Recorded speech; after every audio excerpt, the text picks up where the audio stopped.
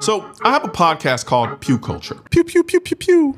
And it's basically me and my co-host Jacob. I'm Jake. A legit movie armorer and prop guy sitting around talking about guns in movies. We break down what guns they use, why they use them, what makes sense, and what makes absolutely zero damn sense. If you're the kind of person who watches an action movie and immediately yells, "That mag holds 30 rounds, not 60. Yeah, that podcast is for you. I'll put a link in the description so you know what to do. Go check it out. But anyway, that brings me to the movie Elevation. Now, I didn't go into Elevation expecting realism. I wasn't looking for Saving Private Ryan or John Wick. I expected B-movie sci-fi chaos with some interesting gun moments. And honestly, it more or less delivered. It was entertaining. But then this scene happened, and brother, it's like the director said, you know what this movie needs? A war crime against firearms. So here's what happens. There's this scientist named Nina. She's smart, she's tough, and apparently she's the only person left on Earth with access to bullets, a microwave, and zero basic firearm training. She's trying to figure out how to kill these alien bulletproof armor-skinned creatures called Reapers. So what does she do? She puts the bullets in a microwave. Like full cartridges, like projectile, casing, powder, and primer. Just tosses them in there like she's nuking a leftover chicken wing. Zaps them, pulls them out, and goes, let's load these things up. First of all, I don't know who needs to hear this, but do not put ammunition in a microwave. This isn't some Fallout style ammo mod. This is a good way to turn your kitchen into a frag grenade. A cartridge isn't just a bullet, it's a sealed pressure system. The primer ignites the powder. The pressure launches the projectile. You interrupt that balance and you don't get armor-piercing science magic. You get shrapnel salad.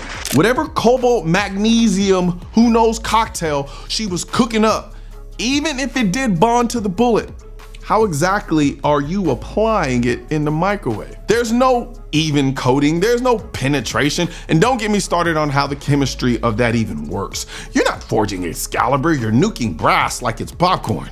Then she takes these enhanced rounds and loads them into a magazine. Backwards. Like projectile facing the wrong way. That's not how bullets work. That's not even how gravity works.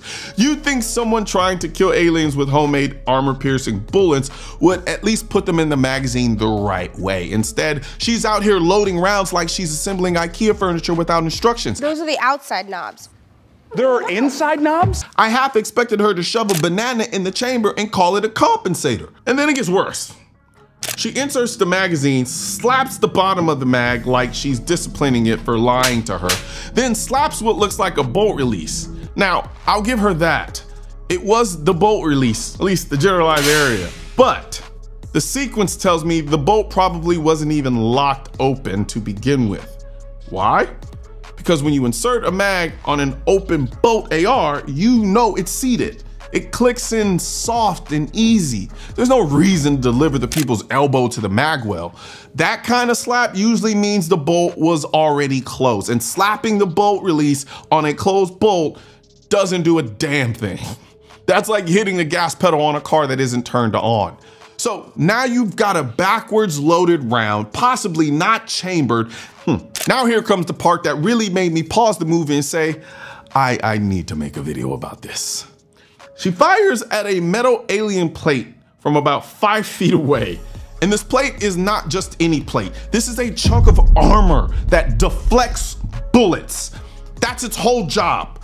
And she shoots it at an upward angle, as in perfectly positioned to bounce around right back at her forehead, if not into the entire village or place that they live at, like she's playing ping pong. No eye pro, no cover, no thought. Just standing there, trigger finger ready, like she's about to demonstrate how not to survive a range day. Also, no spent casing, not even a fake brass ejection for movie magic's sake. The gun fires, but we don't see anything come out. At this point, I wouldn't have been surprised if the gun made a pew sound and just sparked like a cheap firework. Listen, I get it.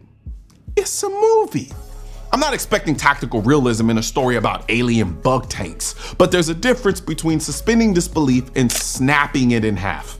Scenes like this are why we started Pew Culture, my podcast, because we love movies, we love guns, but we hate when scenes like this completely disrespect both. So, if you want more breakdowns like this, where we go scene by scene, dissect the good, the bad, and the ballistic violations, go check out the Pew Culture Podcast. It's on YouTube.